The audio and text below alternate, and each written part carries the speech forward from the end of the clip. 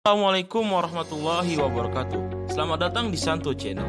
Video ini dibuat untuk memenuhi tugas UTS Fikih Syiasah 2. Sebelum kita lanjut ke videonya, alangkah baiknya kita saling mengenal terlebih dahulu, karena tak kenal maka tak sayang. Baiklah, izinkan saya memperkenalkan diri. Nama saya Muhammad Lutfi, nomor induk mahasiswa 190102030492. Mata kuliah Fikih Syiasah 2. Dosen pengampu Bapak Dr. Nuril Hasyiin MA, Fakultas dan Jurusan Fakultas Syariah, Jurusan Hukum Tata Negara, Lokal HTND 2019. Pada video kali ini saya akan membahas mengenai salah satu materi di Fikih Syiasah 2 yang mengenai politik.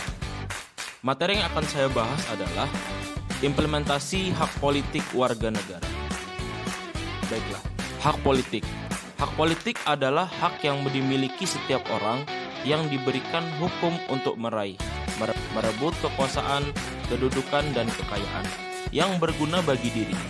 Penyaluran hak politik tersebut diantaranya diwujudkan melalui pemilihan umum atau pemilu. Pemilihan umum merupakan suatu sarana untuk menyalurkan hak politik warga negara, dipilih dan memilih, ikut dalam organisasi politik, maupun mengikuti langsung kegiatan kampanye pemilu. Bagaimana implementasi hak politik warga negara? Ya, hal tersebut diwujudkan melalui pemilihan umum atau pemilu. Apa itu pemilu? Pemilu adalah sarana pelaksanaan kedaulatan rakyat yang dilaksanakan secara langsung, umum, bebas, rahasia, jujur, dan adil dalam negara kesatuan Indonesia berdasarkan Pancasila dan Undang-Undang Dasar Negara Republik Indonesia 1945. Dengan kata lain, pemilu merupakan sarana bagi rakyat untuk menjalankan kedaulatan dan merupakan lembaga demokrasi. Selanjutnya, apa tujuan dari pemilu?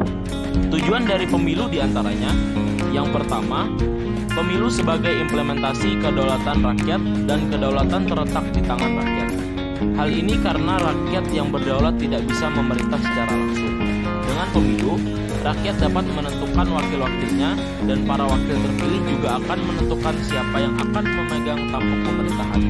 Yang kedua, pemilu sebagai sarana membentuk perwakilan politik. Melalui pemilu, rakyat dapat memilih wakil-wakil yang dipercaya untuk menyalurkan aspirasi dan kepentingan. Semakin tinggi kualitas pemilu, semakin baik pula kualitas para wakil rakyat yang bisa terpilih dalam lembaga perwakilan. Yang ketiga, pemilu sebagai sarana pemimpin politik memperoleh legitimasi. Pemberian suara para pemilih dalam pemilu pada dasarnya merupakan pemberian mandat rakyat kepada pemimpin yang dipilih untuk menjalankan roda pemerintahan. Setelah itu, pemimpin politik terpilih mendapatkan legitimasi politik rakyat. Dan yang keempat, pemilu sebagai sarana partisipasi politik masyarakat. Melalui pemilu, rakyat secara langsung dapat menetapkan kebijakan publik melalui dukungannya kepada kontestan yang memiliki program aspirasi. Kontestan yang menang karena didukung rakyat harus merealisasikan janji-janji ketika memegang tampuk pemerintahan. Secara singkat, tujuan pemilu adalah untuk menyeleksi para pemimpin pemerintahan baik eksekutif maupun legislatif, serta untuk membentuk pemerintahan yang demokratis, kuat, dan memperoleh dukungan rakyat dalam rangka mewujudkan tujuan nasional sesuai Undang-Undang Dasar 1945 dan Pancasila. Maka dari itu, kita sebagai warga negara Indonesia haruslah bijak dalam memilih seorang pemimpin negara kita. Kita harus melihat visi misi yang jelas dari seorang pemimpin tersebut, mau dibawa ke arah mana negara kita. Karena seorang pemimpin adalah perwakilan rakyat, maka dari itu bijaklah dalam memilih.